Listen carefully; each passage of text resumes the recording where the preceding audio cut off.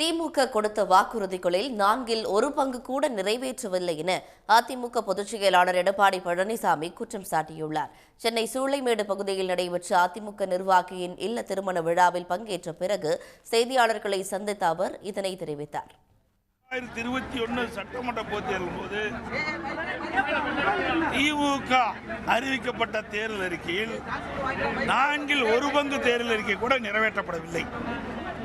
எல்லா தரப்பு மக்களும் போராட்டத்தில் இறங்கிவிட்டார்கள்.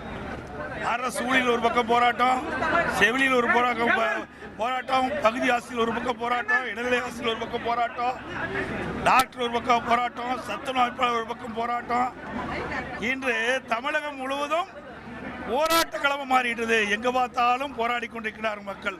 அந்த அளவுக்கு மக்களுடைய வெறுப்பை சம்பாதித்த அரசு திமுக அரசு. அதனால் இந்த தேர்தலோடு மக்கள் திமுகவுக்கு விடை கொடுத்து விடுவார்கள். உடனுக்குடன் செய்திகளை தெரிந்து கொள்ள சன் நியூஸ் பெல் ஐகானை கிளிக் பண்ணுங்க.